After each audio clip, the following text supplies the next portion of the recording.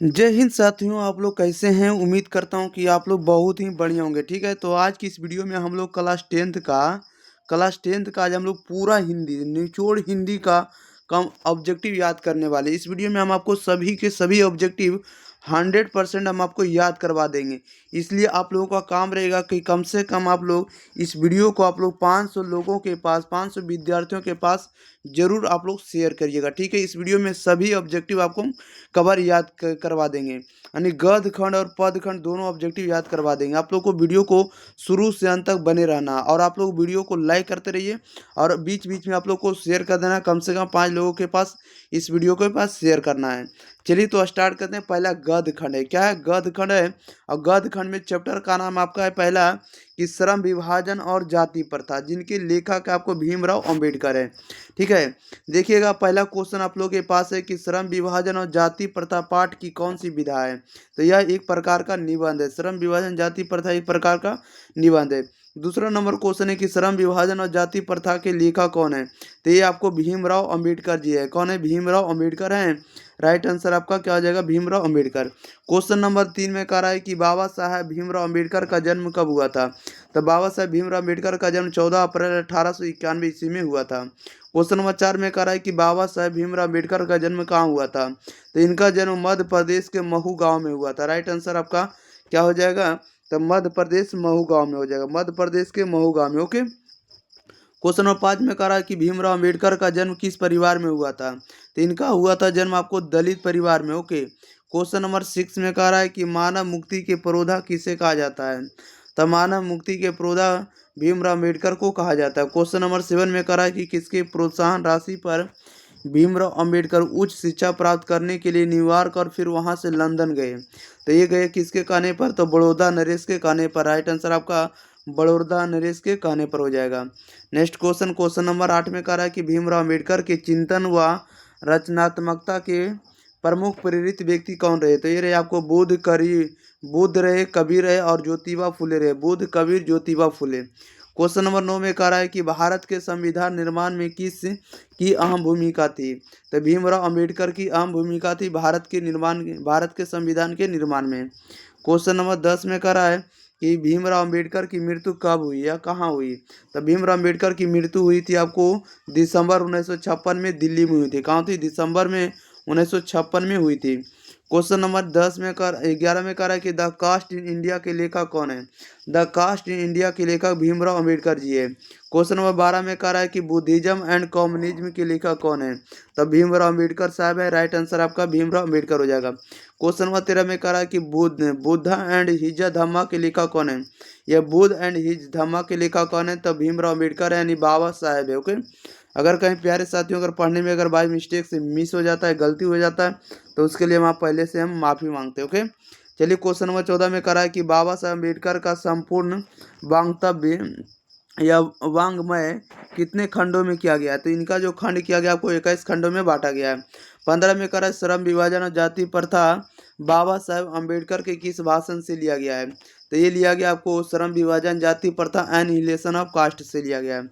Question number 16 में कह रहा है कि बाबा साहेब के विख्यात भाषण एनिहिलेशन ऑफ कास्ट का हिंदी रूपांतरण किसने किया? तो हिंदी रूपांतरण किया आपको ललई सिंह यादव ने। राइट आंसर आपका ललई सिंह यादव हो जाएगा। क्वेश्चन नंबर 17 में कह रहा है भारत में बेरोजगारी का मुख्य कारण क्या है? तो भारत में बेरोजगारी का मुख्य कारण जाति प्रथा है। क्या है? जाति प्रथा। राइट आंसर आपका क्या हो जाएगा? जाति प्रथा हो जाएगा। 2 बार लिखा हुआ उसको 1 बार काट दीजिएगा। चलिए नेक्स्ट क्वेश्चन लेते हैं। क्वेश्चन नंबर देखिएगा आप लोग 18 नंबर की ओर। 18 में कह रहा जाति प्रथा स्वाभाविक विभाजन नहीं है। क्यों नहीं है? क्योंकि रुचि पर आधारित होने के कारण। आदर्श समाज स्वतंत्रता, समानता और भातृत्व का पर आधारित होगा। किसने कहा? तो भीमराव अंबेडकर ने कहा है। क्वेश्चन नंबर 20 में कह रहा है कि भारत में बेरोजगारी का एक प्रमुख व अप्रत्यक्ष कारण क्या है? तो ये है आपको जाति प्रथा है। क्वेश्चन नंबर देखिएगा 21 नंबर में कह रहा है कि आधुनिक सभ्य समाज श्रम विभाजन को आवश्यक क्यों मानता है? तो कार्य कुशलता के लिए मानता है। 22 में कह रहा है कि भारतीय संविधान के निर्माता कौन है? तो भारतीय संविधान के निर्माता भीमराव अंबेडकर साहब है। 23 में कह रहा है कि सच्चे लोकतंत्र में कैसी भाईचारा होनी चाहिए? तो दूध और पानी के मिश्रण के जैसा होना चाहिए। राइट आंसर आपको दूध और पानी के मिश्रण हो जाएगा। नेक्स्ट क्वेश्चन लेते हैं। क्वेश्चन नंबर देखिएगा अगला चलिए अगले चैप्टर में आप बढ़ते हैं। उतना ऑब्जेक्टिव आप उससे बाहर ऑब्जेक्टिव इससे नहीं पूछेगा। अगला चैप्टर है, चैप्टर नंबर 2 है, पार्ट नंबर 2 है, 20 के दांत है। 20 के दांत के लेखक आपको नलिन बिलोचन शर्मा जी है। ओके, 1 नंबर में कह रहा है कि 20 के दांत पाठ की कौन सी विधा है, तो एक प्रकार की कहानी है 20 के दांत। 2 में कह रहा है 20 के दांत के लेखक कौन है, तो नलिन बिलोचन शर्मा जी हैं। ओके, क्वेश्चन नंबर 3 में कह रहा है कि नलिन बिलोचन शर्मा का जन्म कहाँ हुआ था, तो नलिन बिलोचन शर्मा का जन्म हुआ था पटना के बदरघाट में हुआ था।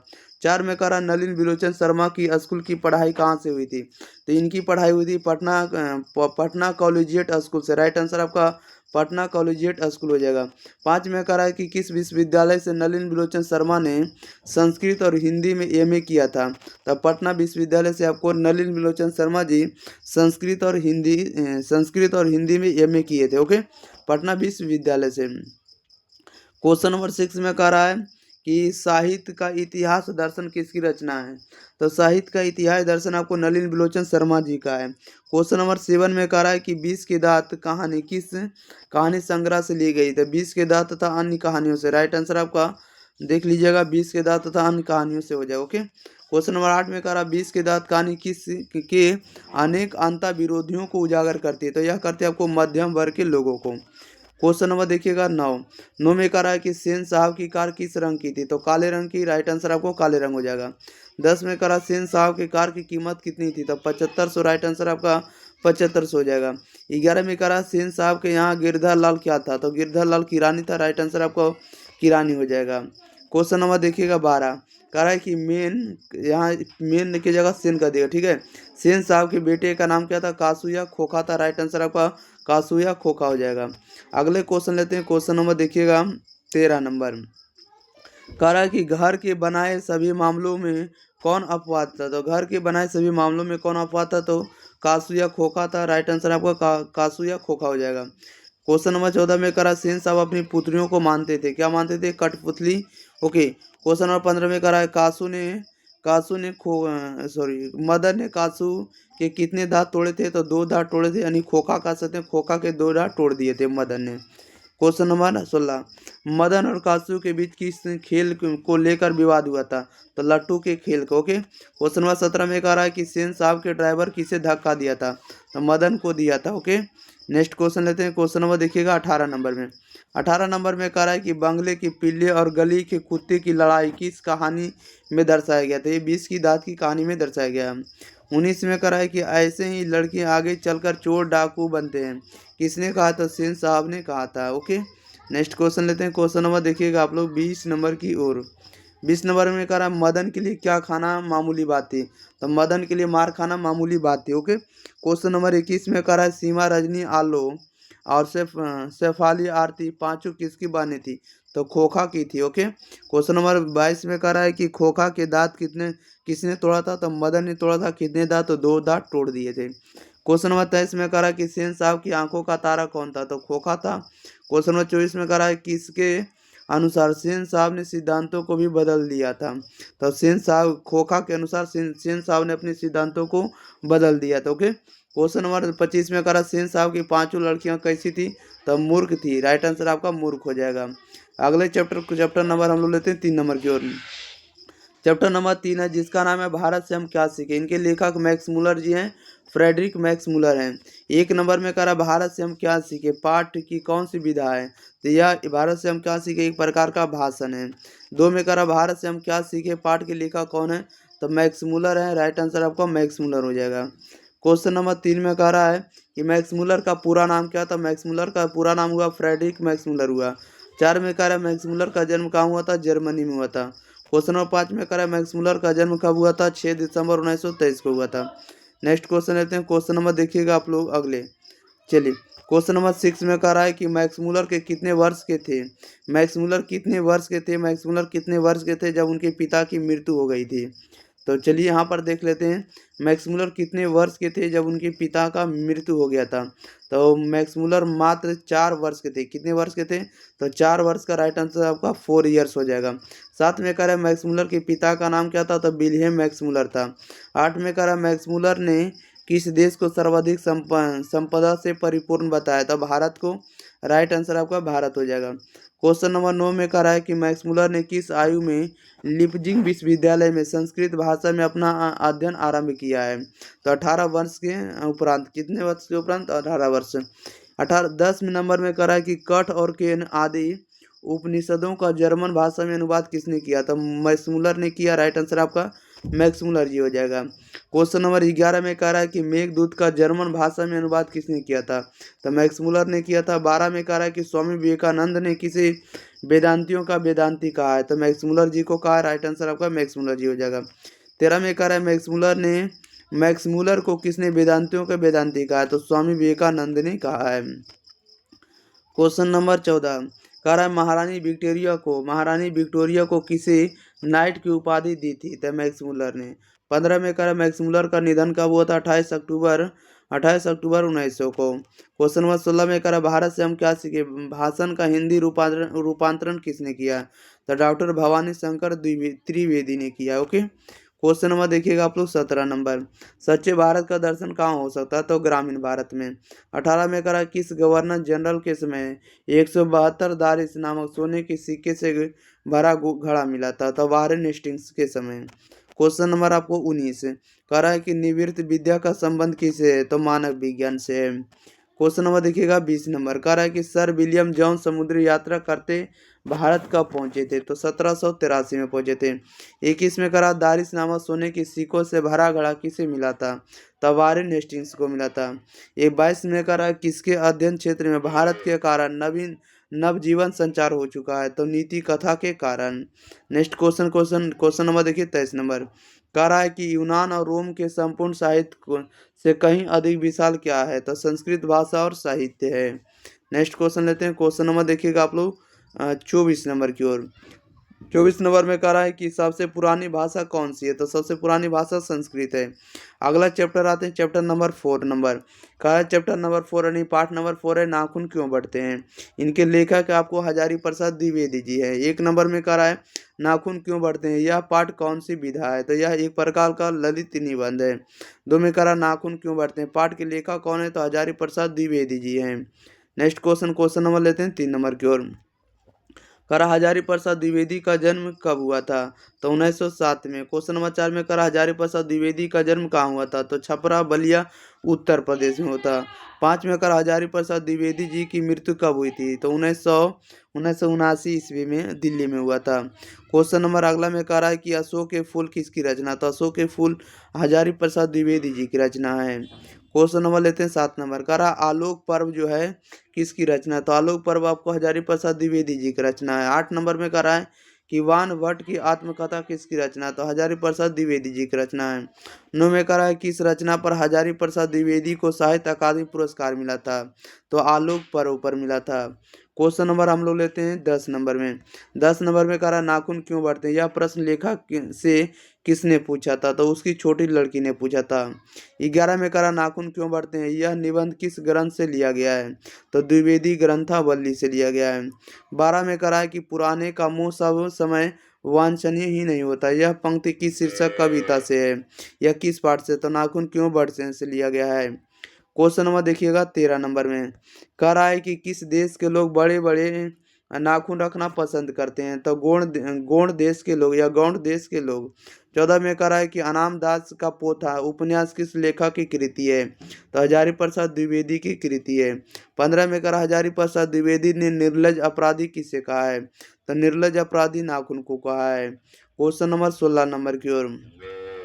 16 में करा किसने कहा था कि सब पुराने अच्छे नहीं होते और सब नए खराब नहीं? तो कालिदास ने कहा था। 17 में करा है कि दधीचि मुनि की हड्डी से क्या बना था? तो इंद्र का वज्र बना था। 18 में करा है कि इंद्र का वज्र किससे बना था? तो दधीचि मुनि का हड्डी से बना था। राइट आंसर आपका देख लीजिएगा। ओके, दधीचि मुनि की हड्डी से। नेक्स्ट क्वेश्चन लेते हैं। क्वेश्चन नंबर अगला क्वेश्चन नंबर देखिएगा आप लोग 19 नंबर की ओर। ओके, 19 नंबर में करा हजारी प्रसाद द्विवेदी द्वारा रचित पाठ कौन सी है? यह कौन सा है? तो नाखून क्यों बढ़ते हैं। हजारी प्रसाद द्विवेदी द्वारा मात्र लिखी गई आपको कहानी है या तो ललित निबंध है नाखून क्यों बढ़ते हैं। क्वेश्चन नंबर 20 में कह रहा है कि सहजात वृत्तियां किसे कहते हैं? तो अनजान स्मृति को। 21 में करा नाखून का बढ़ना किसका परिणाम है? तब मनुष्य मनुष्य की अंध सहजात वृत्ति का। अगला पार्ट लेते हैं, चैप्टर नंबर आपका 5 है। 5 नंबर का नाम है नागरी लिपि। नागरी लिपि के लेखक है गुणाकर मूले। क्वेश्चन नंबर 1 में करा गुणाकर। क्वेश्चन नंबर 1 में करा नागरी लिपि पाठ की कौन सी विधा है? तो यह एक प्रकार की निबंध है, ललित निबंध है।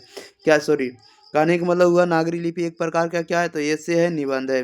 2 में करा नागरी लिपि पाठ के लेखक कौन है? तो गुणाकर मूले जी हैं। क्वेश्चन नंबर लेते हैं 3 नंबर की ओर। 3 में करा गुणाकर मूले का जन्म कब हुआ था? 1935 में हुआ था। क्वेश्चन नंबर देखिएगा अगले, कह रहा है कि गुणाकर मूले का जन्म कहाँ हुआ था? तो अमरावती महाराष्ट्र में हुआ था। 5 में करा गुणाकर मूले का निधन कब हुआ था? इनका निधन हुआ था 2009 में हुआ था। अगला नंबर देखिएगा क्या है। क्वेश्चन नंबर 6 नंबर में कह रहा है कि खगोल विज्ञान, अंतरिक्ष विज्ञान, विज्ञान का इतिहास इत्यादि किसकी रचना? तो गुणाकर मूले की है। क्वेश्चन नंबर 7 में कह रहा है किसकी 2500 से अधिक लेख तथा 30 पुस्तकों का प्रकाशन हो चुका है? तो गुणाकर मूले जी का। क्वेश्चन नंबर देखिएगा 8 नंबर में। 8 नंबर में करा अक्षरों की कहानी किसकी रचना है? तो गुणाकर मूले की है।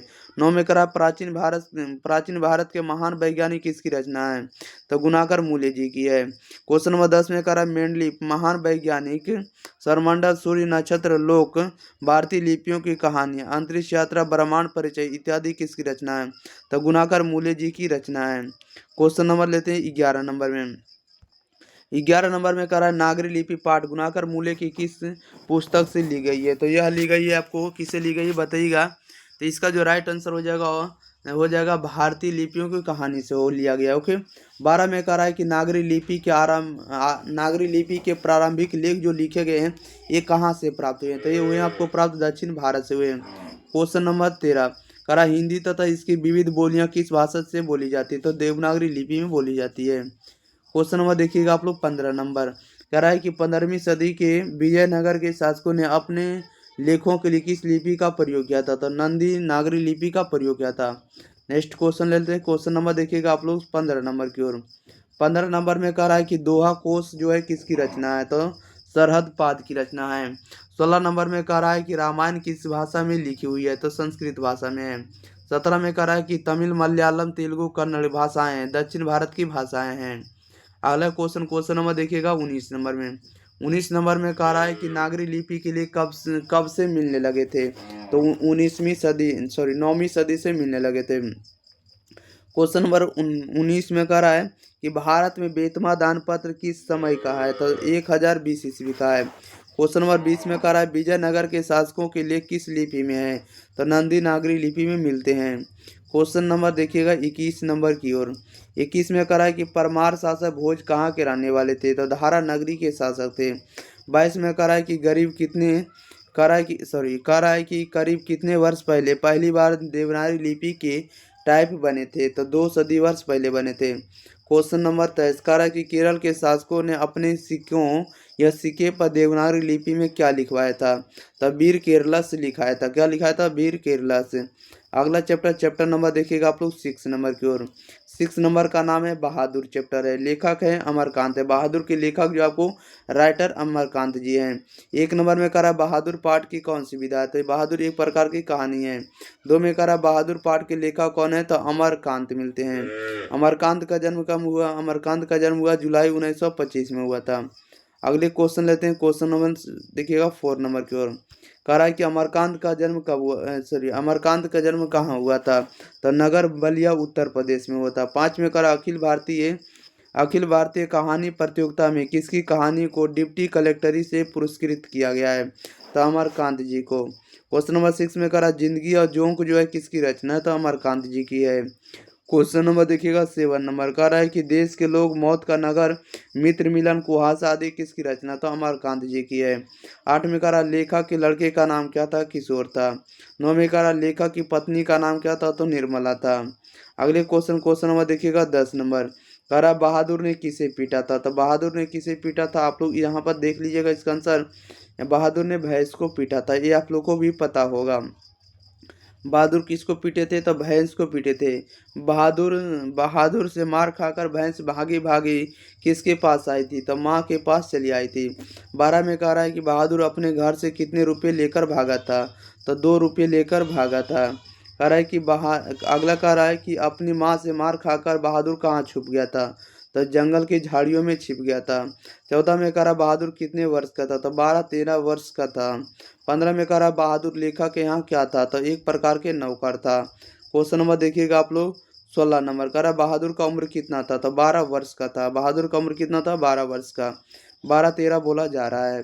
क्वेश्चन नंबर 17 में कह रहा है कि बहादुर किशोर से मार खाकर क्या किया था? तो चुपचाप कोने में खड़ा हो गया था। 18 में कह रहा बहादुर पर रिश्तेदार ने कौन सा इल्जाम लगाया था? चोरी का इल्जाम लगाया था। 19 में कह रहा बहादुर पर कितने रुपए का इल्जाम लगाए गए? तो 11 रुपये का इल्जाम लगाए गए। क्वेश्चन नंबर देखिएगा 20 नंबर कह रहा बहादुर लेखा को क्या कहता था? बाबूजी कहता था। 21 में कह रहा बहादुर के हाथ से क्या गिरकर टूट गया था? तो सिल बट्टा टूटकर गिर गया। 22 में कह रहा है कि बहादुर के क्या नहीं बनाने पर निर्मला ने उसे पीटा था? तो रोटी नहीं बनाने पर पीटा था। 23 में कह रहा बहादुर कहाँ का रहने वाला था? तो बहादुर नेपाल का रहने वाला था। क्वेश्चन नंबर देखिएगा 24 में कह रहा है कि बहादुर का पूरा नाम क्या था? तो दिल बहादुर था। 25 में कह रहा बहादुर अपने घर से क्यों भागा था? तो मार की माँ के कारण भागा था। 26 में कह रहा बहादुर का बाप कहाँ मारा गया? तो युद्ध में मारा गया था। नेक्स्ट क्वेश्चन नंबर देखिएगा आप लोग अगला। क्वेश्चन नंबर 27 में कह रहा है कि लेखक की पत्नी के रिश्तेदार किस दिन आए थे? तो रविवार के दिन आए थे। चैप्टर नंबर 7 है परंपरा का मूल्यांकन, जिनके लेखक है रामविलास शर्मा जी हैं।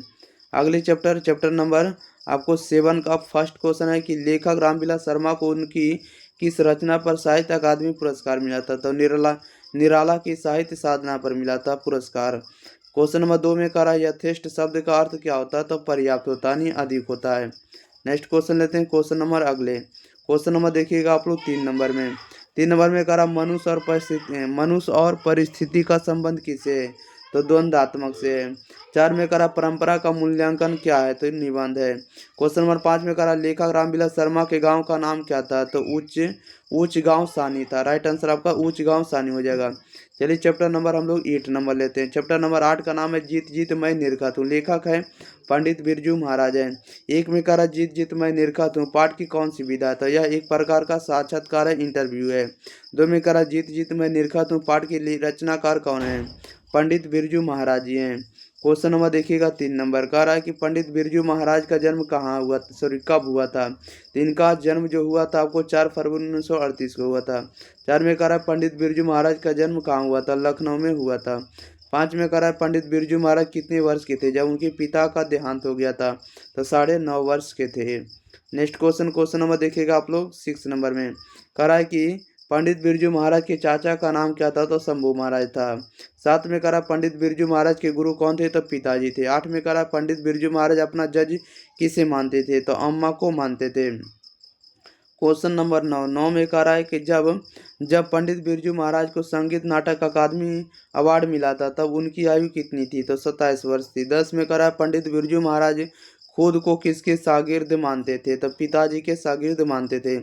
11 में कह रहा पंडित बिरजू महाराज ने किसे गाड़ा बांधा था? तो ये पिताजी को गाड़ा था। किसने गाड़ा था?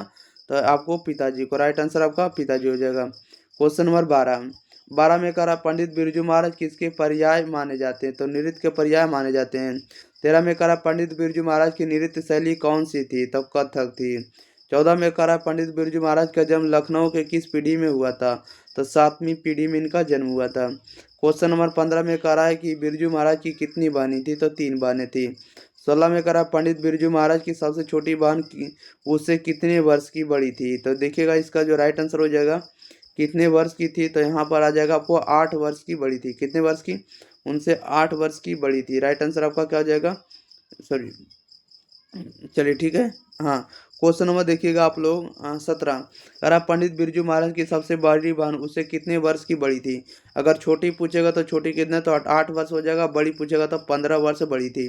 18 में कह रहा पंडित बिरजू महाराज को संगीत भारती लेकर कौन गए थे? तो कपिला जी गए थे। अगले क्वेश्चन नंबर देखिए 19 नंबर में कह रहा पंडित बिरजू महाराज ने अंतिम बार अपने पिताजी के साथ कहाँ प्रोग्राम किया था? तो मैनपुरी में किया था। 20 में कह रहा पंडित बिरजू महाराज ने कितने प्रोग्राम करके अपने पिताजी की पैरवी की थी? तो 2 प्रोग्राम करके किए थे। नेक्स्ट क्वेश्चन नंबर देखिएगा आप लोग 21 नंबर में 21 नंबर में कह रहा है कि पंडित बिरजू महाराज ने 2 प्रोग्राम पर कितने रुपये कमाए थे? 500 रुपये कमाए थे। पंडित बिरजू महाराज अपना शागिर्द किसे मानते हैं? तो सरस्वती को मानते हैं। तो इसमें कह रहा है पंडित बिरजू महाराज को तालीम किसने दी थी? तालीम किसने दी थी? तो बाबूजी ने दी थी। क्वेश्चन नंबर देखिएगा आप लोग 24। कह रहा है बिरजू महाराज किस शैली के नर्तक है? तो कथक के नर्तक है, कथक डांस के नर्तक है। 25 में कह रहा है बिरजू महाराज की ख्याति किस रूप में है? तो नर्तक के रूप में है।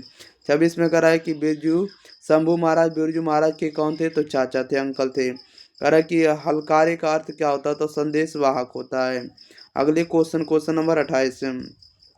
कह रहा है नेपाल में बिरजू महाराज के एक रिश्तेदार थे जिनका नाम क्या था? तो झुमक लाल था।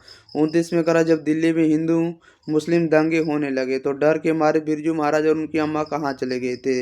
लखनऊ चले गए थे। 30 में कह रहा है बिरजू महाराज का संबंध है तो कथक डांस से। किसे? कथक से। चैप्टर नंबर 9 जिसका नाम है अभिन्यो। अभिन्यो के लेखक अशोक वाजपेयी जी हैं। एक में कह रहा अशोक, अगला 1 नंबर में कह रहा है कि अभिनयो पाठ की कौन सी विधा है? तो एक प्रकार की ललित रचना। 2 में कह रहा अभिनयो के लेखक कौन है? तो अशोक वाजपेयी जी है। क्वेश्चन नंबर 3 में कह रहा है कि अशोक वाजपेयी के मूल निवासी कौन थे? तो मध्य प्रदेश के थे। कहाँ के थे? मूल निवासी मध्य प्रदेश के थे अशोक वाजपेयी जी। क्वेश्चन नंबर देखिएगा आप लोग 4 नंबर। कह रहा अशोक वाजपेयी की माता और पिता का नाम क्या था? तो माता का नाम निर्मला देवी और पिता का नाम परमानंद वाजपेयी था। 5 में कह रहा अशोक वाजपेयी ने अपनी प्रारंभिक शिक्षा कहाँ शुरू की थी? गवर्नमेंट हायर सेकेंडरी स्कूल से। 6 में कह रहा अशोक वाजपेयी का जन्म कब हुआ था? तो 16 जनवरी 1941 को हुआ था। नेक्स्ट क्वेश्चन नंबर देखिएगा आप लोग 7 नंबर में। 7 में कह रहा है कि अशोक वाजपेयी का जन्म कहाँ हुआ था? तो दुर्ग छत्तीसगढ़ में हुआ था। 8 नंबर में कह रहा अशोक वाजपेयी ने एमए कहाँ से किया था? तो दिल्ली से किया था। 9 में कह रहा है कि इसके लगभग 3 दर्जन मौलिक और संपादक कृतियां प्रकाशित है तो अशोक वाजपेयी की। नेक्स्ट क्वेश्चन नंबर देखिएगा 10। कह रहा है एक पतंग अनंत में किसकी रचना? तो अशोक वाजपेयी के है। 11 में कह रहा तत्पुरुष कहीं नहीं तो वहीं, थोड़ी सी जगह इत्यादि किसकी रचना? तो अशोक वाजपेयी जी की रचना है। 12 में कह रहा अविन्यो कहाँ स्थित है? तो दक्षिण फ्रांस में स्थित है। क्वेश्चन नंबर देखिए 13 नंबर में कह रहा अविन्यो क्या है? तो दक्षिण फ्रांस का एक मध्ययुगीन ईसाई मठ है। 14 में कह रहा लेखक कितने वर्ष पहले अविन्यो गए थे? 10 वर्ष पहले गए थे। देखिए ये आपको वीडियो नॉन स्टॉप चलने वाला है इसलिए हम आपको थोड़ा फास्ट ही पढ़ा रहे हैं, ठीक है। एकदम स्लो मोशन में आपको बोल रहे हैं और कहीं भी रुकेंगे ना, ठीक है। एक बार आप लोग वीडियो को शेयर कर दिएगा, चैनल को सब्सक्राइब कर दिएगा। क्वेश्चन नंबर 15 में कह रहा लेखक अभिनयो से कितने दिन रुके थे? लेखक अभिनयो में कितने दिन रुके थे? 19 दिन रुके थे। क्वेश्चन नंबर देखिएगा 16 नंबर। आप लोगों के पास एग्जाम में बहुत ही कम समय बचा है इसलिए बढ़िया स्कोर दिलाने के लिए हम आपको ज़्यादा से ज़्यादा मेहनत करेंगे, रात भर दिन भर मेहनत करेंगे आपके लिए। वो 16 नंबर में करा लेखक ने 19 दिन के प्रवास में अभिनयों में कितनी कविताएं और गद्य लिखे थे? तो 35 कविताएं और 27 गद्य लिखे थे। ठीक है, याद रखिएगा। अशोक वाजपेयी जी। 17 में करा है फ्रांस का एक प्रमुख कला केंद्र रहा अभिनयो रहा है। क्वेश्चन 18 में करा रोन नदी के दूसरी ओर बसा एक छोटा सा शहर है जिसका नाम क्या है? तो बिलनव है। क्या है? तो बिलनव है। तो बिलनव क्या है? तो बिलनव एक छोटा सा क्या है? तो गांव है। 20 में करा अशोक वाजपेयी अभिनयो क्या साथ लेकर गए थे? तो हिंदी का टाइपराइटर, कुछ पुस्तकें और कुछ संगीत के टेप्स लेकर गए थे। 21 में करा है कि 14वीं सदी से फ्रेंच क्रांति तक 14वीं सदी से फ्रेंच क्रांति तक किसका धार्मिक उपयोग हो रहा है? तो लाज शत्रु का उपयोग हो रहा है। कह रहा है कि लाज शत्रु एक प्रकार का क्या? लाज शत्रु एक प्रकार का ईसाई मठ है। कह रहा है पिकासो की कृति का नाम क्या है? पिकासो की कृति का नाम क्या है?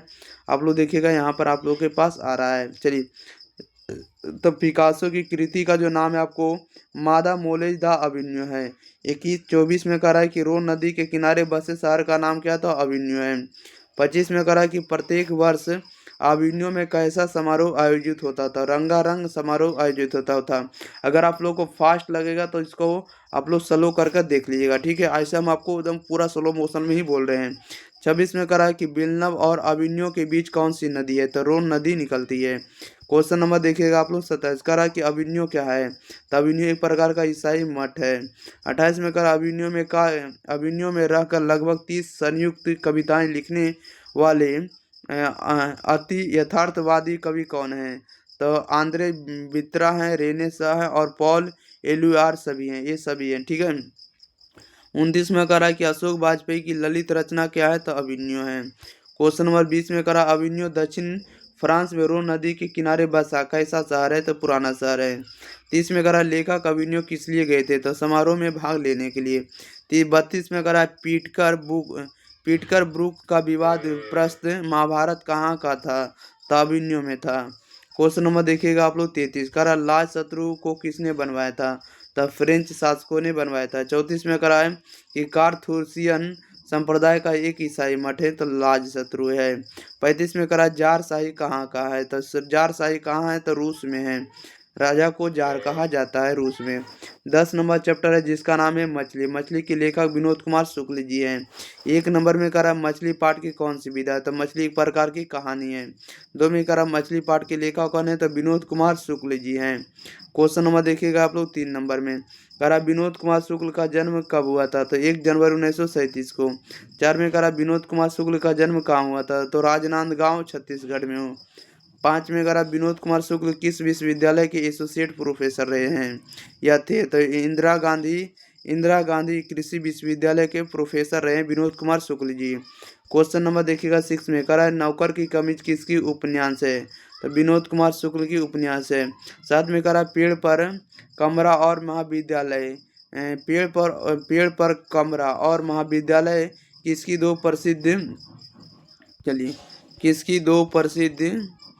प्रसिद्ध कहानियां हैं या तो रचनाएं हैं? तो ये जो आपको है पेड़ पर कमरा है या तो महाविद्यालय विनोद कुमार शुक्ल की प्रसिद्ध रचनाएं हैं।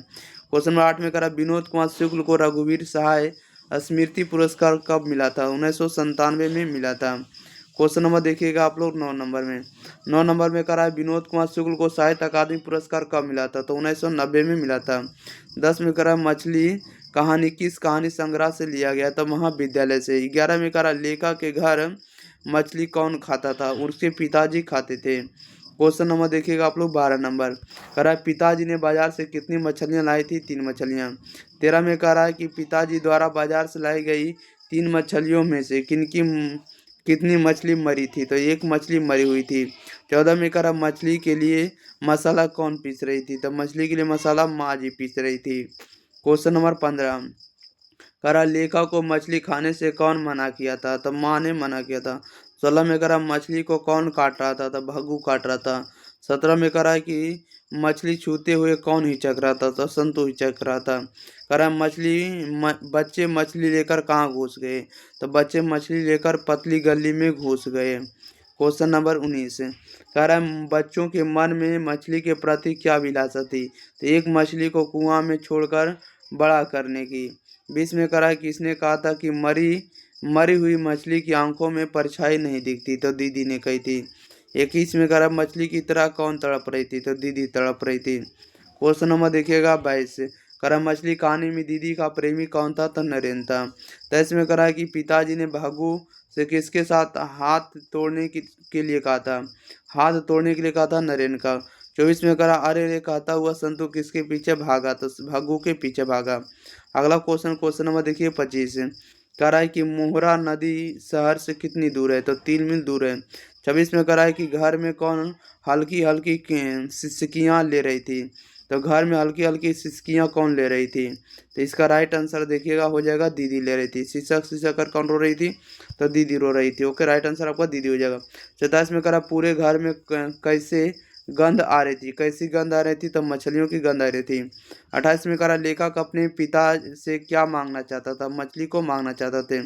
29 में कह रहा मछली कहानी में किस वर्ग का जीवन वर्णित किया गया? तो निम्न मध्यम वर्ग का जीवन को वर्णन किया गया है। क्वेश्चन नंबर 30 कह रहा है कि खरीदे गए मछली में कितनी मछलियां जिंदा थी? तो 2 मछलियां जिंदा थी। पाठ 11 पाठ 11 में कह रहा नौबत खाने में इबादत जिनके लेखक है यतीन्द्र मिश्रा हैं। 1 में कह रहा नौबत खाने में इबादत पाठ की कौन सी विधा? तो एक व्यक्तिगत चित्र है।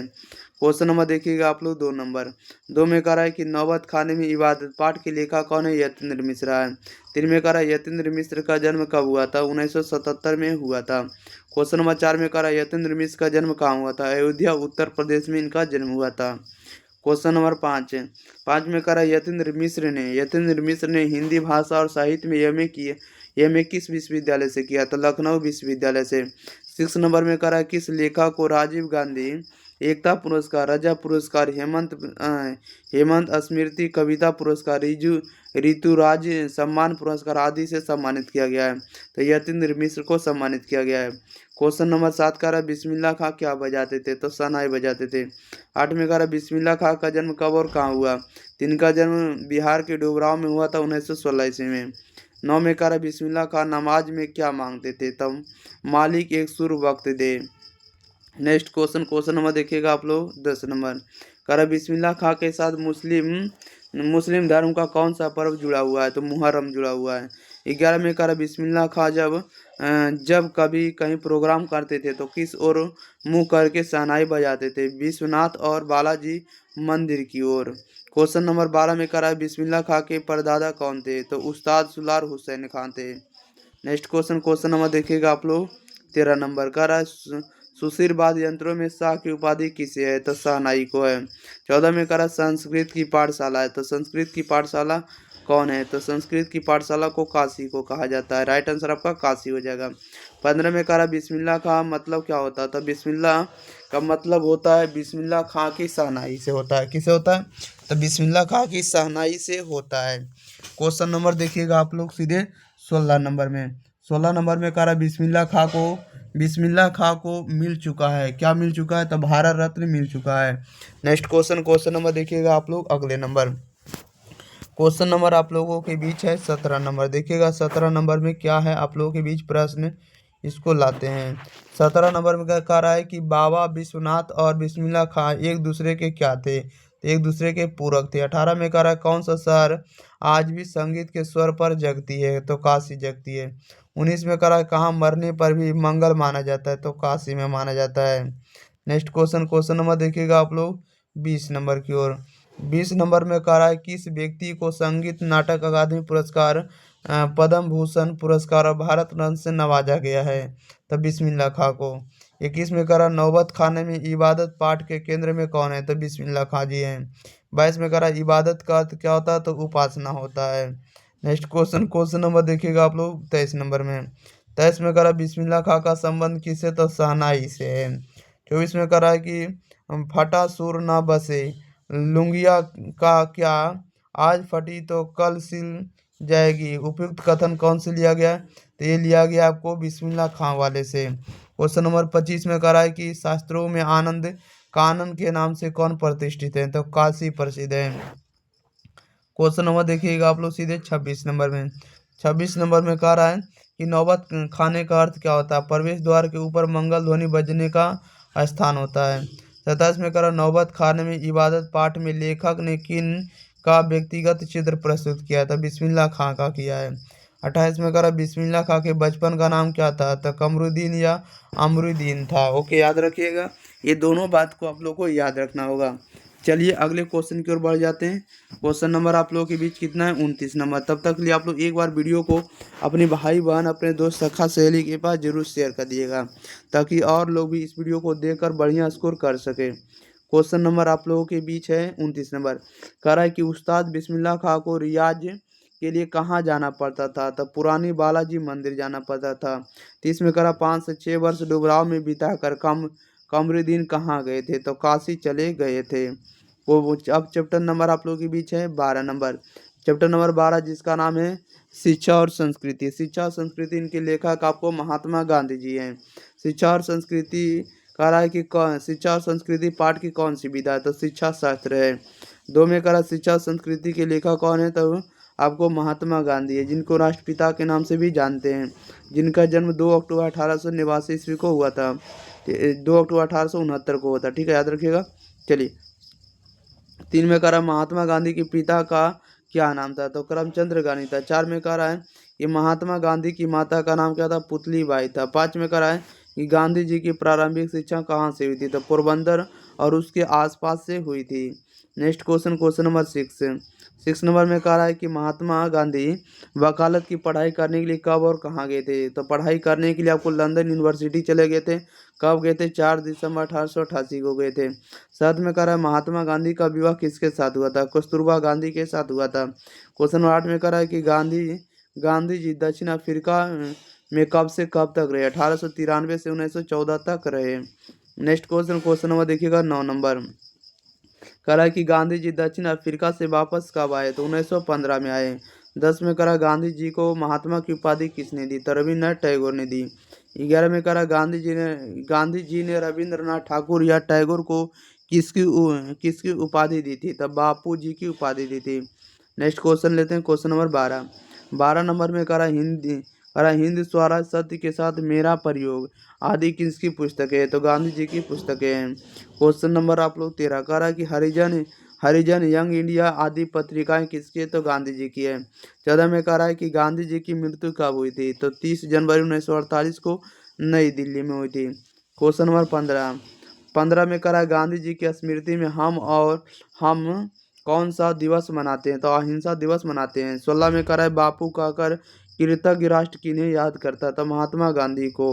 17 में कर अंतर्राष्ट्रीय स्तर पर अहिंसा दिवस कब मनाया जाता है? तो 2 अक्टूबर को मनाया जाता है। क्वेश्चन नंबर 18 कह रहा है कि अंग्रेजों के खिलाफ अहिंसा का पहला प्रयोग गांधी जी ने कहाँ किया? दक्षिण अफ्रीका में। 19 में कह रहा महात्मा गांधी के अनुसार उदास हुआ बढ़िया शिक्षा क्या है? तो जो अहिंसक प्रतिरोध हो। 20 में कह रहा आध्यात्मिक शिक्षा से गांधी जी का क्या तात्पर्य है? तो हृदय की शिक्षा से। क्वेश्चन नंबर देखिएगा आप लोग 21 नंबर कह रहा है कि कौन चाहते थे कि सभी घरों की संस्कृति की हवा उनके घर के पास बहती रहे? तो गांधी जी चाहते थे। नेक्स्ट क्वेश्चन लेते हैं, क्वेश्चन नंबर देखिएगा आप लोग सीधे 22 नंबर की ओर। 22 नंबर में कह रहा है कि शेक्सपियर किस भाषा के कवि हैं? तो अंग्रेजी भाषा के कवि हैं। क्वेश्चन नंबर 23 में कह रहा है टॉल्स्टॉय कौन थे? तो टॉल्स्टॉय जो थे आपको रूसी लेखक थे। 24 में कह रहा है मेरा धर्म कैद खाने का धर्म नहीं है, यह कथन किसका है? तो महात्मा गांधी जी का है। क्वेश्चन नंबर देखिएगा 25 में कह रहा है मेरा धर्म कैद खाने का नहीं, यह पंक्ति की शीर्षक पाठ से तो शिक्षा और संस्कृति से ली गई है, जो महात्मा गांधी के द्वारा लिखित है। चलिए अब आपका गद्य खंड खत्म होता, अब आता काव्य खंड यानी कविता वाला खंड आ रहा है। इसमें से चैप्टर नंबर 1 है राम नाम बिनु बिरथे जगी जन्मा, जो नर दुख में दुख नाही माने। इनके जो लेखक आपको गुरु नानक जी हैं। कौन है इनके लेखक? गुरु नानक जी है। ठीक है, तब तक के लिए आप लोग एक बार वीडियो को दबा के शेयर कर दिएगा और चैनल को सब्सक्राइब नहीं किया तो चैनल को भी सब्सक्राइब जरूर कर दिएगा। आप लोग कम से कम 500 लोगों के पास, 500 विद्यार्थियों के पास इस वीडियो को जरूर शेयर करिए। जहाँ भी जिस भी सोशल मीडिया पर हो सभी जगह ग्रुप में शेयर करते रहिए। ओके, शेयर कर दिए, एक बार स्टेटस वगैरह लगा दीजिए। चलिए हम लोग क्वेश्चन नंबर 1 की ओर बढ़ते हैं। ठीक है, काव्य खंड का चैप्टर नंबर 1 जो गुरु नानक के द्वारा लिखा गया, राम नाम बिनु बिरथे जगी जन्मा। 1 नंबर में करा है कि राम नाम बिनु बिरथे जगी जन्मा पाठ में कौन सी विधा? तो यह एक प्रकार की कविता। 2 में करा राम नाम बिनु बिरथे जगी जन्मा पाठ के कवि कौन है? तो गुरु नानक जी हैं। क्वेश्चन नंबर 3 में करा गुरु नानक का जन्म कहाँ हुआ था और कब हुआ था? इनका जो जन्म हुआ था 1469 में तलवंडी ग्राम जिला लाहौर में हुआ था। इस बात को आपको याद रखना है। क्वेश्चन नंबर 4 में कह रहा है कि किनका जन्म स्थान नाना काना साहब के नाम से प्रसिद्ध हुआ? तो गुरु नानक जी का। 5 में कह रहा है गुरु नानक के पिता का नाम क्या था? तो कल्लू चंद खत्री था। 6 में कह रहा है कि गुरु नानक के माता का नाम क्या था? तो तृप्ता देवी था। क्या था? तृप्ता देवी। राइट आंसर आपका तृप्ता देवी हो जाएगा। क्वेश्चन नंबर 7 में कह रहा है कि गुरु नानक देव जी किसके बिना इस जगत में जीवन व्यर्थ मानते? तो राम नाम के बिना। 8 में कह रहा है कि राम नाम के बिना इस जगत में जीवन क्या है? तब व्यर्थ है। राम नाम के बिना इस जगत में जीवन का अर्थ क्या होगा? तब व्यर्थ माना जाएगा। 9 में कह रहा है कि गुरु नानक कौन थे? तो सिखों के प्रथम गुरु थे। इस बात को आपको याद रखना है। 10 में कह रहा है गुरु नानक के उपदेश में मिलता है, क्या मिलता है? तो गुरु की महत्ता, ब्रह्म की सर्वशक्तिमत्ता और नाम जप की महिमा सभी मिलती है। 10 में कह रहा है गुरु नानक की दृष्टि में ब्रह्म का निवास कहाँ है? तो सच्चे हृदय में। 12 में कह रहा है राम नाम बिनु बिरथे जगी जन्मा किस पर बल देता है? तो सच्चे हृदय से राम नाम के कीर्तन पर। बिरथे का अर्थ क्या है? तो इस बात को भी जान लीजिएगा। बिरथे का जो अर्थ होता है ये आपको व्यर्थ होता है। बिरथे मतलब व्यर्थ होता है। ठीक है। 14 में कह रहा है कि जो नर दुख में दुख नहीं माने कि इनकी रचना है?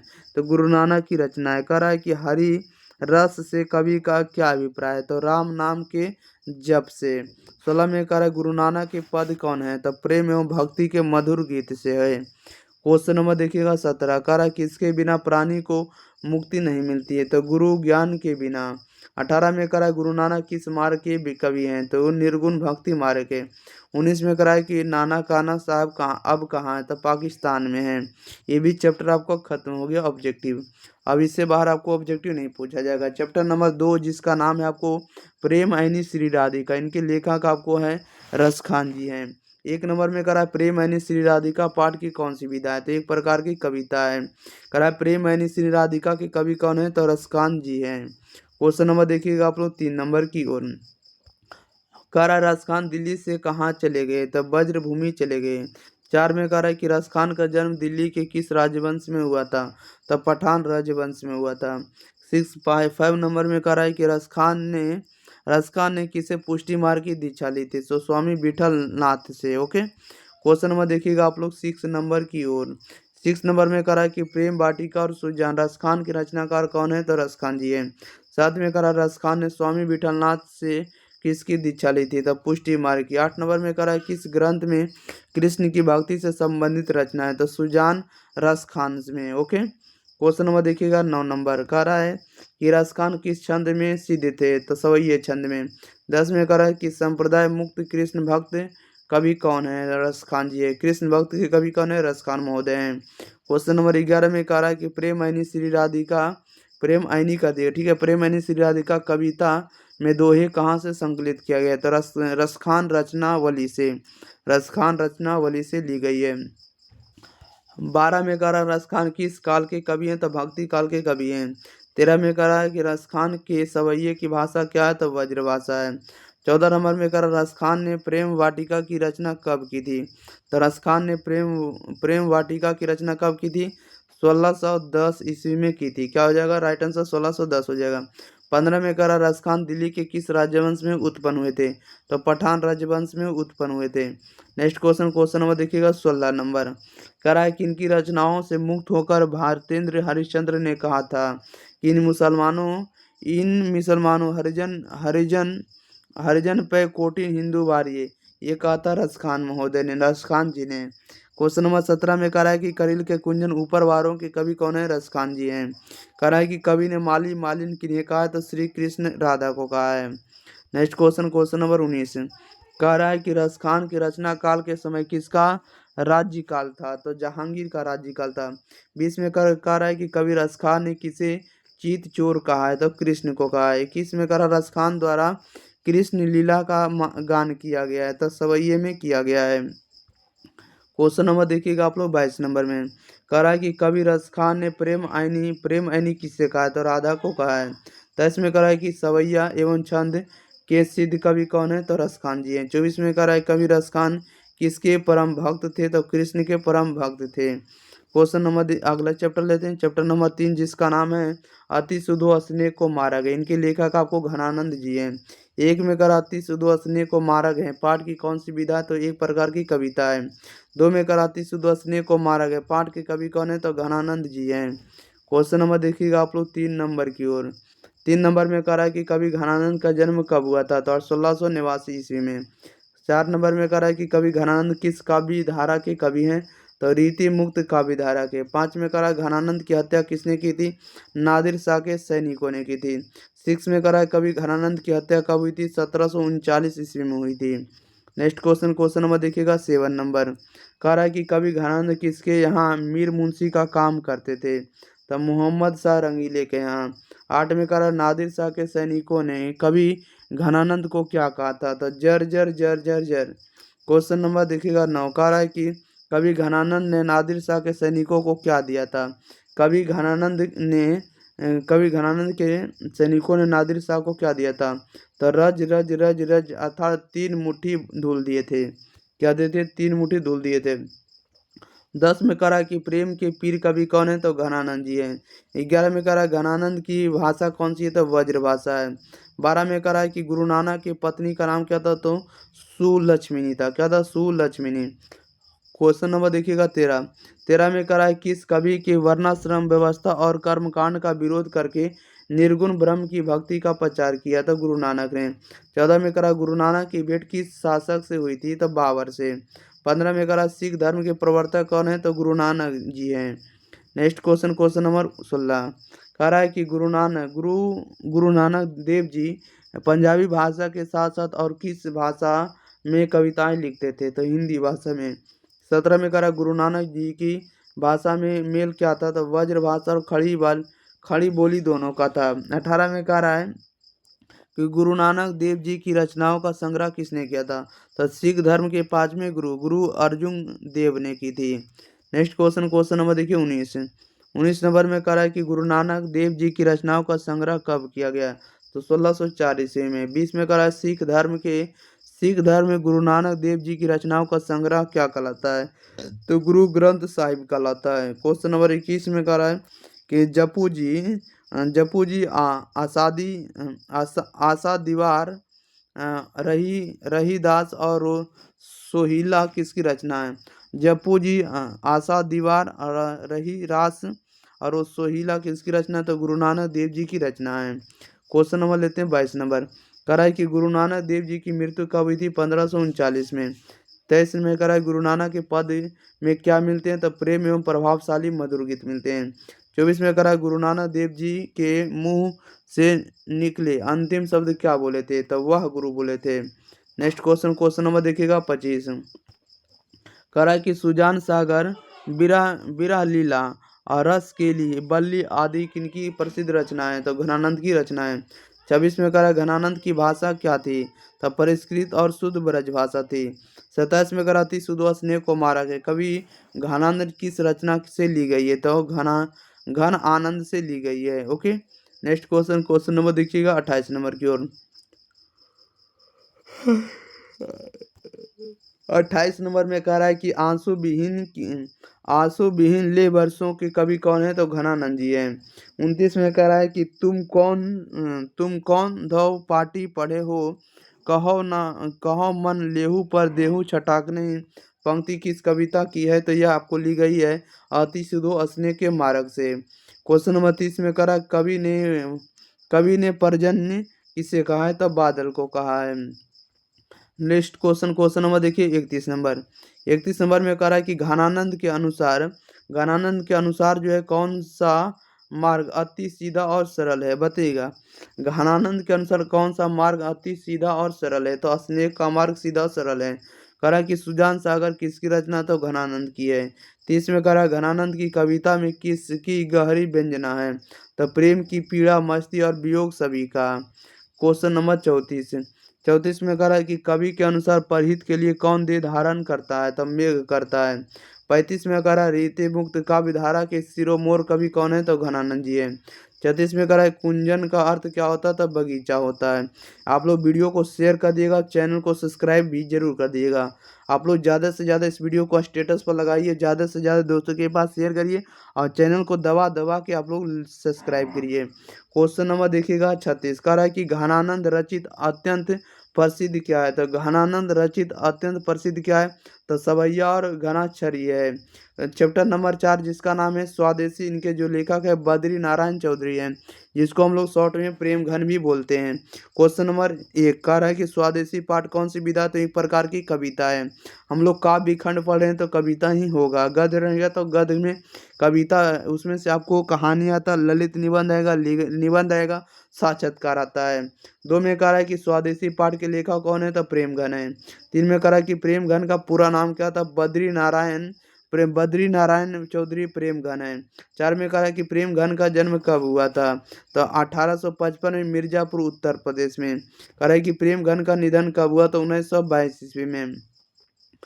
नेक्स्ट क्वेश्चन नंबर 6 कह रहा है कि प्रेमघन किस युग के कवि थे, तो भारतेंद्र युग के कवि थे। 7 में कह रहा है प्रेमघन अपना आदर्श किसे मानते थे, तो भारतेंद्र हरिश्चंद्र को। कह रहा है कि प्रेमघन ने रसिक समाज की स्थापना कब की थी, 1874 ईस्वी में। कह रहा है रसिक समाज की स्थापना किसने की थी, तो प्रेमघन ने। 10 में कह रहा है आनंद कादम्बिनी मासिक पत्रिका था नागरी नीरद जो रचना है, देखिएगा नागरी नारिद नामक साप्ताहिक पत्रिका का जो संपादन है ये किसने किया है, तो प्रेम घन ने किया है। 11 में करा कि प्रेम घन की रचना किस नाम से संग्रहित है। तो प्रेम घन सर्वस्व से, ठीक है। 12 में कह रहा है कि जीर्ण जनपद किनकी रचना है। तो प्रेम घन का है। 13 में कह रहा है कि भारत सौभाग्य किनकी रचना है। तो प्रेम घन का है। क्वेश्चन नंबर 14 में कह रहा है बद्री नारायण चौधरी प्रेम घन द्वारा रचित कविता कौन सी है। तो स्वदेशी है। 15 में कह रहा है प्रदेश की विद्या पढ़ने से क्या परिणाम हुआ। तो सबकी बुद्धि विदेशी हो गई है। 16 में कह रहा है कि प्रेम घन जी कवि के साथ साथ क्या थे। तो निबंध का, नाटक का, समीक्षक सभी थे। नेक्स्ट क्वेश्चन नंबर देखिएगा 17 नंबर में। 17 में कह रहा है कि कवि के अनुसार अब भारत में क्या दिखाई नहीं पड़ता। तब भारतीयता दिखाई नहीं पड़ता है। 18 में कह रहा है प्रेम घन ने किस कविता में ग्रामीण जीवन का यथार्थवादी चित्रण किया है। तो जीर्ण जनपद में। 19 में कह रहा है कि भारतेंद्र युग के महत्वपूर्ण कवि कौन है। तो प्रेम घन जी हैं। क्वेश्चन नंबर देखिएगा 20 नंबर में। कह रहा है कि हिंदुस्तानी नाम सुनिए अब ये सकुची लजात पंक्ति किस कविता से उद्धृत है। तो स्वदेशी से है। सब विदेशी वस्तु नर गति रीत रीत लखात कछु न अब भारत में दर्शात, ये भारतीयता के लिए कही गई है। क्वेश्चन नंबर 22 में कह रहा स्वदेशी कविता कहाँ से संकलित है। तो प्रेम घन स्वर रस में से संकलित है। अब चैप्टर नंबर हम लोग 5 लेते हैं जिसका नाम है भारत माता। लेखक आपको सुमित्रा नंदन पंत जी है। 1 नंबर में कह रहा है भारत माता पाठ की कौन सी विधा है। तो कविता है। 2 में कह रहा है भारत माता पाठ के कवि कौन है। तो सुमित्रा नंदन पंत जी हैं। क्वेश्चन नंबर देखिएगा 3 नंबर कह रहा है सुमित्रा नंदन पंत का जन्म कब हुआ था। 1900 ईस्वी में हुआ था। 4 में कह रहा है सुमित्रा नंदन पंत का जन्म कहाँ हुआ था। तो अल्मोड़ा जिला के कसौनी उत्तराखंड में हुआ था। 5 में कह रहा है किस कवि के जन्म के 6 घंटे बाद उसकी माता का देहांत हो गया था। तो सुमित्रा नंदन पंत जी के माता का। नेक्स्ट क्वेश्चन नंबर देखिए 6 नंबर में कह रहा है सुमित्रा नंदन पंत की माता का नाम क्या था। तो सुमित्रा नंदन पंत की माता का नाम था सरस्वती देवी था। क्या था। सरस्वती। राइट आंसर आपका सरस्वती देवी हो जाएगा। 7 नंबर में कह रहा है देखिएगा कह रहा है सुमित्रा नंदन पंत का निधन कब हुआ था। 29 दिसंबर 1977 ईस्वी को। क्वेश्चन नंबर देखिएगा 8 कह रहा प्रकृति और सौंदर्य के प्रेमी कवि कौन है या प्रेम कवि कौन है। तो सुमित्रा नंदन पंत जी हैं। क्वेश्चन नंबर 9 में करा सुमित्रा नंदन पंत का अंतिम काव्य कौन सा है। तो लोकायतन है। लोकायतन को कहा जाता है। नेक्स्ट क्वेश्चन नंबर देखिएगा 10 में कह रहा है कि उच्छ्वास पल्लव वीणा ग्राम्य युगवाणी चितंबर आदि जो रचना ये किनकी है। तो सुमित्रा नंदन पंत की है। 11 में कह रहा सुमित्रा नंदन पंत को चितंबरा की रचना के लिए कौन सा पुरस्कार मिला था। तो भारतीय ज्ञानपीठ पुरस्कार मिला था। सुमित्रा नंदन पंत कैसे कवि हैं। तो छायावादी कवि हैं। क्वेश्चन नंबर 13 में कह रहा है भारत माता कविता किस काव्य संग्रह से संकलित है। तो ग्रामीण से संकलित है। 14 में कह रहा है तो कि सुमित्रा नंदन पंत के अनुसार भारत माता किसकी मूर्ति है। तो उदास माटी की है। 15 में कह रहा है भारत माता कविता में भारत माँ का कैसा चित्र प्रस्तुत किया गया है। तो यथातथ्य किया गया है। क्वेश्चन नंबर 16 में कह रहा है कि भारत माँ के श्रेष्ठ मुख की तुलना की गई है। तो छाया युक्त चंद्र से। 17 में कह रहा सुमित्रा नंदन पंत को मानवता सौंदर्य ने किस ओर आकृष्ट किया है। तो समाजवाद की ओर किया है। 18 में कह रहा है कि कवि सुमित्रा नंदन पंत के अनुसार भारत माता की कितनी संतानें दलित और अभाव से ग्रसित हैं। तो 30 करोड़ ग्रसित हैं। क्वेश्चन नंबर 19 नंबर में कह रहा है कि सुमित्रा नंदन पंत के पिता का नाम क्या था। तो गंगा दत्त था।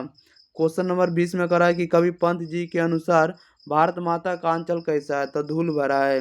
21 में कह रहा पंत की प्रमुख काव्य कृति क्या। तो उच्छ्वास ग्राम्य चितंबरा उपरोक्त सभी है। क्वेश्चन नंबर देखिएगा आप लोग 22 नंबर में कह रहा सुमित्रा नंदन पंत ने मिट्टी की प्रतिमा किसे कहा है। तो भारत माता को। 23 में कह रहा है कि कवि पंत के अनुसार भारत माता है तो ग्रामवासिनी है। पंत के अनुसार गंगा यमुना में क्या प्रवाहित हो रहे हैं। तो भारत माँ के आंसू जल हो रहे हैं। अब चैप्टर नंबर हम लोग 6 लेते हैं जिसका नाम है भारत माता। चैप्टर नंबर 6 जिसका नाम है जनतंत्र का जन्म है। क्या जनतंत्र का जन्म। इनके लेखक है रामधारी सिंह दिनकर जी हैं। कौन है। इस बात को आपको याद रखना है। जनतंत्र का जन्म के लेखक रामधारी सिंह दिनकर जी है। 1 नंबर में करा जनतंत्र का जन्म पाठ क्या है। तो एक प्रकार की कविता है। कविता जनतंत्र के जन्म के कवि कौन है। तो रामधारी सिंह दिनकर हैं।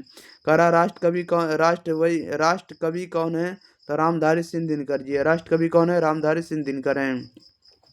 क्वेश्चन नंबर 4 में कह रहा है कि रामधारी सिंह दिनकर का जन्म कब हुआ था? 23 सितंबर 1908 को। 5 नंबर में कह रहा है कि रामधारी सिंह दिनकर का जन्म कहाँ हुआ था? तो सिमरिया बेगूसराय में। 6 में कह रहा रामधारी सिंह दिनकर का निधन कब हुआ था? 24 अप्रैल 1974 को। नेक्स्ट क्वेश्चन नंबर देखिएगा 7 नंबर। कह रहा रामधारी सिंह दिनकर की माँ का नाम क्या था? तो मनरूप देवी था।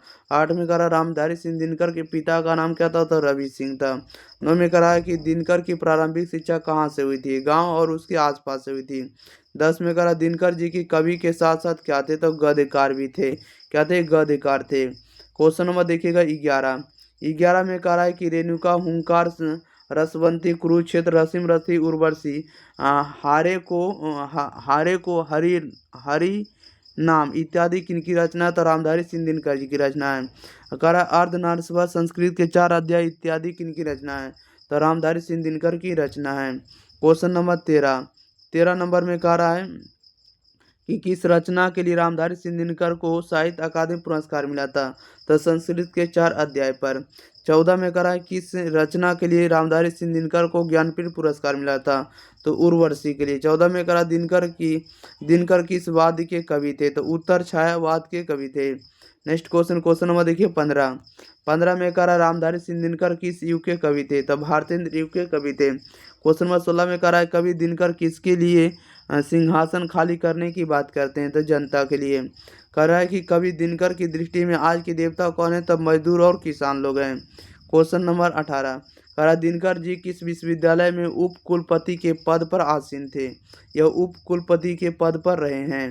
तो ये रहे हैं भागलपुर विश्वविद्यालय में। राइट आंसर ऑप्शन नंबर, देखिए ऑप्शन ही डायरेक्ट है, 1 शॉट रिवीजन है। भागलपुर विश्वविद्यालय के कुलपति रहे हैं रामधारी सिंह दिनकर जी। 19 नंबर में कह रहा है कवि दिनकर किनके सिर पर मुकुट धरने की बात करते हैं? जो जनता के सिर पर मुकुट धरने की बात करते हैं। 20 में कह रहा है कि मिट्टी की अबोध मूर्ति कौन है? तो जनता है। क्वेश्चन नंबर देखिए 21 में कह रहा है कि हुंकारों से पावड़े और हल राजदंड बनने को है। यह पंक्ति किस कविता से ली गई? तो जनतंत्र का जन्म से। 22 में कह रहा आधुनिक भारत में जनतंत्र के उदय घोष कविता है। तो जनतंत्र का जन्म है। नेक्स्ट क्वेश्चन नंबर देखिएगा 23 नंबर में। 23 में कह रहा है कि रामधारी सिंह दिनकर किस हाई स्कूल से मैट्रिक की शिक्षा प्राप्त की थी? तो मोकामा घाट रेलवे हाई स्कूल से। 24 में कह रहा राष्ट्र कवि रामधारी सिंह दिनकर प्रमुख कवि हैं। तो उत्तर छायावाद के हैं। 25 में कह रहा रामधारी सिंह दिनकर कहाँ के रहने वाले थे? तो बिहार के रहने वाले थे। क्वेश्चन नंबर देखिए 26 में कह रहा है कि दिनकर के काव्य का मूल स्वर क्या है? तो ओज एवं राष्ट्रीय चेतना है। पाठ आपको 7 है जिसका नाम है हिरोशिमा है। इनके लेखक सच्चिदानंद हीरानंद बादशाह आगे हैं। क्या है? सच्चिदानंद हीरानंद बादशाह आगे है। हिरोशिमा पाठ कौन सी विधा है? तो कविता, एक प्रकार की क्या है? तो कविता है। नेक्स्ट क्वेश्चन नंबर 2 कह रहा है हिरोशिमा पाठ के कवि कौन है? तो आगे जी हैं। क्वेश्चन नंबर 3 में कह रहा आगे का पूरा नाम क्या? तो सच्चिदानंद हीरानंद बादशाह आगे हैं। 4 में कह रहा आगे का जन्म हुआ था तो 7 मार्च 1911 ईस्वी में कुशीनगर उत्तर प्रदेश में। नेक्स्ट क्वेश्चन नंबर देखिएगा 5 में कह रहा है कि आगे के पिता और माता का नाम क्या था? तो पिता का नाम डॉक्टर हीरानंद शास्त्री और माता का नाम बयंती देवी था। 6 में कह रहा आगे ने प्रारंभिक शिक्षा कहाँ से प्राप्त की थी? लखनऊ से। 7 में कह रहा है कि कौन से कवि बहुभाषाविद थे? तो आगे जी थे। कौन थे? आगे जी। क्वेश्चन नंबर 8 में कह रहा है कि भगन दूत आंगन के पार द्वार कितनी नावों में कितनी बार सदा निरा और विपथगा आदि किसकी रचना है? तो आगे जी की है। 9 में कह रहा आगे का निधन कब हुआ था? 4 अप्रैल 1987 को हुआ था। 10 में कह रहा है कि आधुनिक साहित्य में एक प्रमुख प्रतिभा कवि कौन है? तो यहाँ पर आइए आप लोग के बीच है। चलिए तो इसका राइट आंसर आपको आगे जी हो जाएगा। क्या हो जाएगा? आगे जी सच्चिदानंद हीरानंद बादशाह आगे हो जाएगा। 11 में कह रहा है प्रयोगवाद के सूत्रपात कवि कौन है? तो आगे जी है। 12 में कह रहा आधुनिक सभ्यता की दुर्दांत मानवीय विभीषिका का चित्रण करने वाली कविता कौन सी है? तो हिरोशिमा है। हिरोशिमा कहाँ है? तो जापान में स्थित है। क्वेश्चन नंबर 14 में कह रहा है हिरोशिमा पर परमाणु बम किसने गिराया था? तो अमेरिका ने। कह रहा है कि उगते हुए सूर्य का देश किसे कहा जाता है? जापान को। कह रहा आगे एक प्रमुख कवि साथ साथ क्या थे? कथाकार, विचारक, पत्रकार सभी थे। क्वेश्चन नंबर 17 में करा आगे किस काल के प्रमुख कवि है, तो आधुनिक काल के कवि हैं। क्वेश्चन नंबर देखिएगा 18 करा है कि हिरोशिमा कविता किस काव्य संग्रह से ली गई, तो सदा नीरा से ली गई है। 19 में करा आगे का मूल निवास स्थान कहाँ है, तो करतारपुर पंजाब में से। 20 में कह रहा है कि कवि की दृष्टि में किसका रचा हुआ सूरज मानव को भाव बनाकर सूख गया, या सूख गया मानव का। नेक्स्ट क्वेश्चन नंबर देखिएगा आप लोग 21 नंबर में। 21 नंबर में कह रहा है कि हिरोशिमा कविता किसका चित्रण करती है, तो आधुनिक सभ्यता की दुर्दांत मानवीय विभीषिका का। कह रहा है तार सप्तक के संपादक कौन है, तो आगे जी हैं। कह रहा है आगे के अनुसार एक दिन सह रसा सूरज कहाँ निकला है, तो नगर के चौक पर। आगे किस काव्य के कवि हैं, तो प्रयोगवाद के कवि हैं। क्वेश्चन नंबर देखिएगा 25 कह रहा है कि शेखर एक जीवनी किसका उपन्यास है, तो आगे का है। कह रहा है नगर के द्वीप किस कवि की रचना, तो सच्चिदानंद हीरानंद बासिन आगे की रचना है। क्वेश्चन नंबर देखिएगा 27 कह रहा है कि धूप बरसी पर अंतरिक्ष में नहीं, तब फटी मिट्टी से। अब चैप्टर नंबर हम लोग लेते हैं 8 नंबर जिसका नाम है एक वृक्ष की हत्या। लेखक है लेखक जो आपको कुंवर नारायण है। एक वृक्ष की हत्या कुंवर नारायण के राइटर हैं। एक में कह रहा है एक वृक्ष की हत्या पाठ कौन सी विधा है, तो एक प्रकार की कविता है। ये 2 में कह रहा है एक वृक्ष की हत्या कविता के कवि कौन है, तो कुंवर नारायण है। नेक्स्ट क्वेश्चन नंबर हम लोग लेते हैं अगले 3 नंबर की ओर। चलिए देखते हैं 3 नंबर में क्या है क्वेश्चन में। 3 नंबर में कह रहा है कुंवर नारायण का जन्म कब और कहाँ हुआ था, तो 9 सितंबर 1927 में लखनऊ उत्तर प्रदेश में हुआ था। 4 में कह रहा है चक्रव्यूह कोई दूसरा नहीं, इन दिनों इत्यादि किन की रचना है, तो कुंवर नारायण की है। कह रहा है कि नगर संवेदना के कवि कौन है, तो कुंवर नारायण जी हैं। नेक्स्ट क्वेश्चन नंबर देखिएगा 6 नंबर की ओर। कह रहा है कि एक वृक्ष की हत्या कुंवर नारायण के किस कविता संग्रह से लिया गया, तो इन दिनों से। 7 में कह रहा है कि कवि ने किसे बूढ़ा चौकीदार कहा है, ठीक है, किसे कहा, तो वृक्ष को कहा है। 8 में कह रहा है नदियों को क्या होने से बचाना है, तो नाला हो जाने से बचाना है। क्वेश्चन नंबर देखिएगा 9 कह रहा है कि हवा को क्या होने से बचाना है, तो धुआं होने से बचाना है। 10 में कह रहा है खाना को क्या होने से बचाना है, तो जहर होने से बचाना है। 11 में कह रहा है जंगल को क्या होने से बचाना है, तो मरुस्थल होने से बचाना है। मनुष्य को क्या होने से बचाना है, तो जंगल होने से बचाना है। नेक्स्ट क्वेश्चन नंबर देखिएगा आप लोग सीधे 13 नंबर में। 13 नंबर में कह रहा है कि कविता में पेड़ के डाल की तुलना कवि ने किससे करते हैं, तो राइफल से करते हैं। 14 में कह रहा है एक वृक्ष की हत्या कविता में कवि शहर को किससे बचाने की बात करते हैं, तो नादिरों से करते हैं। एक वृक्ष की हत्या शीर्षक पाठ में दूर से कौन ललकारता है, तो वृक्ष रूपी चौकीदार ललकारता है। क्वेश्चन नंबर देखिएगा आप लोग सीधे 16 नंबर में। कह रहा है कि कवि के अनुसार वृक्ष रूपी चौकीदार की पगड़ी कैसी है, तब फूल पत्तीदार है। क्वेश्चन नंबर 17 में कह रहा है कि चक्रव्यूह किसकी रचना है, तो कुंवर नारायण की रचना है। चैप्टर नंबर हम लोग 9 चैप्टर नंबर 9 जिसका नाम है आपको हमारी नींद। इनके लेखक आपको वीरेंद्र डंगवाल है। हमारी नींद कविता के कवि कौन है, तो वीरेंद्र डंगवाल है। कह रहा है कि वीरेंद्र डंगवाल का जन्म कब और कहाँ हुआ था, 5 अगस्त 1947 को कीर्ति नगर टिहरी गढ़वाल उत्तराखंड से हुआ था। क्वेश्चन नंबर देखिएगा 3 कह रहा है कि वीरेंद्र डंगवाल का पहला कविता संग्रह कब प्रकाशित हुआ, तो 1991 ईस्वी में हुआ प्रकाशित। क्वेश्चन नंबर अगले लेते हैं। क्वेश्चन नंबर देखिएगा अगला क्या है। क्वेश्चन नंबर 4 नंबर है कि वीरेंद्र डंगवाल को किस कृति के लिए साहित्य अकादमी पुरस्कार मिला था, तो दुष्चक्र में श्रेष्ठता के लिए। 5 में कह रहा है कि वीरेंद्र डंगवाल को किस कृति के लिए रघुवीर सहाय स्मृति पुरस्कार मिला था, तो इसी दुनिया में। क्वेश्चन नंबर देखिएगा आप लोग 6 नंबर की ओर। 6 नंबर में कह रहा हमारी नींद कविता किस काव्य संग्रह से लिया गया है, तो दुष्चक्र में श्रेष्ठता से ली गई है। 7 में कह रहा वीरेंद्र डंगवाल के कवि कौन है, तो समकालीन है। वीरेंद्र डंगवाल किसके समकालीन है, ये समकालीन है। क्वेश्चन नंबर 8 में कह रहा है कि कवि के अनुसार धमाके के साथ क्या हुआ, तो देवी जागरण हुआ। 9 में कह रहा धमाके से देवी जागरण कहाँ हुआ, तो गरीब बस्तियों में हुआ है। क्वेश्चन नंबर देखिएगा आप लोग 10 नंबर में। कह रहा है कि मेरी नींद के दौरान कुछ बढ़ गए, तो 1 इंच बढ़ गए यानी इंच बढ़ गए। कह रहा हमारी नींद कविता में किसके जीवन क्रम पूरा होने की बात कही गई है, तो मक्खी की। 12 में कह रहा दैनिक अमर उजाला के संपादकीय सलाहकार कौन है, तो वीरेंद्र डंगवाल जी हैं। नेक्स्ट क्वेश्चन नंबर लेते हैं हम लोग 13 नंबर। कह रहा है कि कवि के अनुसार इनकार करना ना भूलने वाले कौन है, तो हठधर्मी लोग हैं। कह रहा है कि हमारी नींद कविता में नींद किसका प्रतीक है, तो आलस का है। 15 में कह रहा है कि कवि वीरेंद्र डंगवाल के अनुसार जीवन में महत्वपूर्ण क्या है, तो संघर्ष है। नेक्स्ट क्वेश्चन नंबर हम लोग लेते हैं। अगले चैप्टर है चैप्टर जिसका नाम है आपको 10 यानी अक्षर ज्ञान है। चैप्टर नंबर 10 जिसका नाम अक्षर ज्ञान है, इनके लेखक आपको अनामिका है। 1 नंबर में कह रहा है कि हमारी नींद पाठ की कौन सी विधा है, तो एक प्रकार की कविता है। हमारी नींद कविता के कवि कौन है, तो वीरेंद्र डंगवाल जी हैं। नेक्स्ट क्वेश्चन नंबर लेते हैं हम लोग 3 नंबर में। कह रहा है वीरेंद्र डंगवाल का जन्म कब और कहाँ हुआ था। 5 अगस्त 1947 को भारतीय नगर टिहरी गढ़वाल उत्तराखंड में हुआ था। कह रहा है वीरेंद्र डंगवाल का पहला कविता संग्रह कब प्रकाशित हुआ, तो 1991 में हुआ। कह रहा है कि वीरेंद्र डंगवाल को किस कृति के लिए साहित्य अकादमी पुरस्कार मिला था, तो दुष्चक्र में सृष्टा के लिए मिला था। क्वेश्चन नंबर 6 में कह रहा है कि वीरेंद्र डंगवाल को किस कृति के लिए रघुवीर साहित्य स्मृति पुरस्कार मिला था, तो ये किसके लिए मिला था, ये मिला था आपको इसी दुनिया के लिए। किसके मिला था, तो इसी दुनिया के लिए। राइट आंसर आपका इसी दुनिया में हो जाएगा। कह रहा हमारी नींद कविता किस काव्य संग्रह से लिया गया, तो दुष्चक्र में सृष्टा के लिए। वीरेंद्र डंगवाल कवि क्या है, तो एक प्रकार के समकालीन कवि हैं। 9 में कह रहा है कि कवि के अनुसार धमाके के साथ क्या हुआ, तो देवी जागरण हुआ। क्वेश्चन नंबर 10 में कह रहा है कि धमाके से देवी जागरण कहाँ हुआ, तो गरीब बस्तियों में। कह रहा है मेरी नींद के दौरान कुछ बढ़ गए, इंच बढ़ गए हैं। 12 में कह रहा है कि हमारी नींद कविता में किसके जीवन चक्र पूरा होने की बात कही गई है, तो मक्खी की जीवन चक्र पूरा होने की बात कही गई है। 13 नंबर में कह रहा है कि जीवन अमर उजाला के संपादित सलाहकार कौन है, तो वीरेंद्र डंगवाल। ये रिपीट हो रहे हैं, फिर से रिपीट करवा रहे हैं। कह रहा है कवि के अनुसार इनकार करना ना भूलने वाले कौन है, तो हठधर्मी लोग हैं।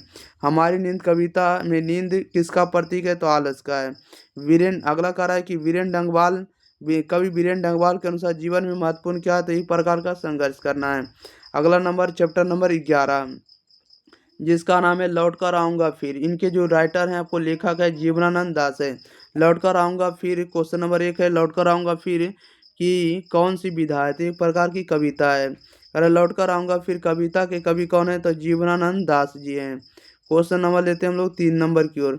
कह रहा है कि जीवनानंद दास किस भाषा के कवि है, तो बांग्ला भाषा के कवि हैं। जीवनानंद दास का निधन एक दुर्घटना में कब हुआ था, तो 1954 में हुआ था। जीवनानंद दास के कितने काव्य संकलन प्रकाशित हुए हैं, तो 6 प्रकाश संकलित हुए हैं। क्वेश्चन नंबर 6 में कह रहा है कि जीवनानंद दास की किस कविता को प्रबुद्ध आलोचकों द्वारा रविंद्रोत्तर युग की सर्वश्रेष्ठतम प्रेम कविता की संज्ञा दी गई है, तो वन लता सेन के। 7 नंबर में कह रहा जीवनानंद दास की कविता को श्रेष्ठ काव्य ग्रंथ का पुरस्कार कब दिया गया, 1952 में दिया गया। क्वेश्चन नंबर देखिएगा आप लोग 8 का रहा है कि लौट कर आऊँगा फिर कविता किसके द्वारा भाषांतरित किया गया है, तो चलिए इसका भी उत्तर हम लोग जान लेते हैं। ये जो किया गया है ये प्रयाग शुक्ल के द्वारा किया गया है। ठीक है। क्वेश्चन नंबर 9 में करा लौट कर आऊँगा फिर पाठ में कभी कहाँ लौटने की बात करते हैं, तब बंगाल में लौटने की बात करते हैं। करा कभी अगले जन्म में क्या बनने की अभिलाषा व्यक्त करते हैं, अबाबिल तोता कौआ इनमें से सभी करते हैं। क्वेश्चन नंबर 11 का रहा है कि कभी कपास के पेड़ पर किसकी बोली सुनने की बात करते हैं, तो उल्लू की बात सुनने की बात करते हैं। 12 में कर हरा पालक किसकी रचना है, तो कुंवर नारायण की रचना है। चैप्टर नंबर 12 जिसका नाम है मेरे बिना तुम प्रभु। मेरे बिना तुम प्रभु लेखक का नाम है रेनर मारिया रिल्के है। मेरे बिना तुम प्रभु इनके लेखक रेनर मारिया रिल्के हैं। कह रहा मेरे बिना तुम प्रभु पाठ की कौन सी विधा है, तो एक प्रकार की कविता है। मेरे बिना तुम प्रभु पाठ के रचनाकार कौन है, तो रेनर मारिया रिल्के हैं। कौन है, रेनर मारिया रिल्के हैं। क्वेश्चन नंबर 3 में कह रहा है कि रिल्के का जन्म कहाँ हुआ था, तो जर्मनी में हुआ था। 4 में कह रहा है कवि रिल्के का जन्म कहाँ हुआ था या कब हुआ था, तो देखिएगा इनके जन्म जो हुआ था आपको 4 दिसंबर 1875 को हुआ था। रिल्के के पिता का नाम क्या था, तो जोसेफ रिल्के था। क्या था, जोसेफ रिल्के था। क्वेश्चन नंबर 6 नंबर में कह रहा है कि मेरे बिना तुम प्रभु किस भाषा से अनुदित है, तो ये जर्मन भाषा से अनुदित है। कह रहा है कि दूर चट्टानों की ठंडी गोद में किस कवि की पंक्ति है, तो रेनर मारिया रिल्के की पंक्ति है।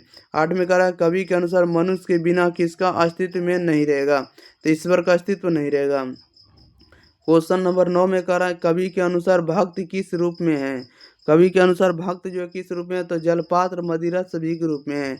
10 में कह रहा है कवि किनका शानदार लवादा गिर जाने की बात करता है, तो प्रभु का गिर जाने की बात करता है। मेरे बिना तुम प्रभु कविता का हिंदी रूपांतरण किसने किया? तो धर्मवीर भारती ने किया है। नेक्स्ट क्वेश्चन नंबर लेते हैं हम लोग 12 नंबर। कह रहा है कि लाइफ एंड सॉन्ग के रचनाकार कौन है? तो रेनर मारिया रिल्के हैं। अब क्वेश्चन नंबर हम लोग 13 कह रहे हैं कि मेरे बिना तुम प्रभु शेषव पाठ किस भाव की है? तो भक्ति भाव की कविता है।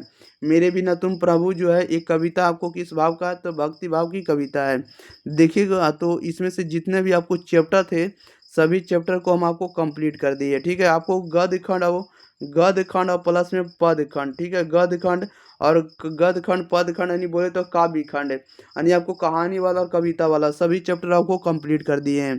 तो आप लोग इस वीडियो को आप लोग कम से कम एक बच्चे जो हैं 500 लोगों के पास कम से कम शेयर करिए। यानी इस पर हम उम्मीद करते हैं कि 5 लाख प्लस आपको व्यूज आना चाहिए। कम से कम उम्मीद करते हैं कि 5 लाख आप लोग इस पर उम्मीद करिए कि इस पर कम से कम व्यूज आना चाहिए, इतना पब्लिक देखना चाहिए, इतने बच्चे के पास पहुंचना चाहिए ये वीडियो। ठीक है, और आप लोग ज़्यादा से ज़्यादा इस चैनल को सब्सक्राइब करिए और वीडियो को आप लोग शेयर करते ही हैं, आप लोग और दबा के शेयर करिए ताकि आपका परिवार जितना आपको 12 के हुआ 12,000 हुआ 12,000 होने के लिए आप लोगों को बहुत बहुत दिल से धन्यवाद। आप लोगों को थैंक यू करना चाहते हैं दिल की गहराइयों से। आप लोग ज़्यादा से ज़्यादा आप लोग सपोर्ट कर रहे हैं। ठीक है, रमेश सर को आप लोग इस चैनल को आप लोग ज़्यादा से ज़्यादा प्यार दिए। ओके, इसी प्रकार आपको हम बेस्ट से बेस्ट कंटेंट आपको एग्जाम प्री चैनल पर प्रोवाइड करते रहेंगे और एग्जाम प्री टेलीग्राम चैनल पर जाइएगा, इसका PDF आपको मिल जाएगा। ओके, कोई भी दिक्कत नहीं होगा, नहीं तो एग्जाम प्री टेलीग्राम चैनल या तो आप व्हाट्सएप ग्रुप से जुड़ जाइएगा तो इसका PDF भी हम आपको भेज देंगे। Okay, thank you for watching this video, धन्यवाद।